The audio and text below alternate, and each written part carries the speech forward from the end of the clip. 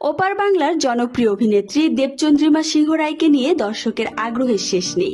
ব্যক্তিগত জীবন থেকে শুরু করে পেশাদার জীবন সবকিছু নিয়ে আলোচনার কেন্দ্রবিন্দুতে থাকেন তিনি।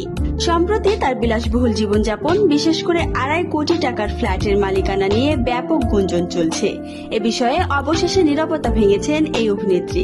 ভারতীয় গণমাধ্যমে দেওয়া সাক্ষাৎকারে ফ্ল্যাট সম্পর্কিত গুঞ্জনের বিষয়ে দেবচন্দ্রিমা বলেন, আমি মধ্যবিত্ত পরিবারের মেয়ে, একসঙ্গে 2.5 কোটি টাকা আমি কখনো দেখিনি। যদি এত কোটি টাকার কিছু করি তাহলে আমি কেন বলবো না, কেন লুকিয়ে রাখবো। অনেক সময় সামাজিক মাধ্যমে নানা ধরনের নেতিবাচক মন্তব্যের শিকার হন দেবচন্দ্রিমা। ট্রোলের শিকার হলেও তিনি কোনো নেতিবাচক মন্তব্যের জবাব দিতে রাজি নন, বরং নিজের সংগ্রামের কথা তুলে ধরে তিনি বলেন, আমি তিলে তিলে নিজের জায়গা তৈরি করেছি। হতে পারে অনেকদিন না খেয়ে কাটিয়েছি, 3 বছর কোথাও ঘুরতে যাইনি। অভিনেত্রী আরো বলেন, জীবনের অনেক কিছু ছেড়ে আজ এই জায়গা তৈরি করতে পেরেছি। তাতে যদি আমি নিজের বাড়ি তৈরি করি তাতে অসুবিধার তো কিছু নেই।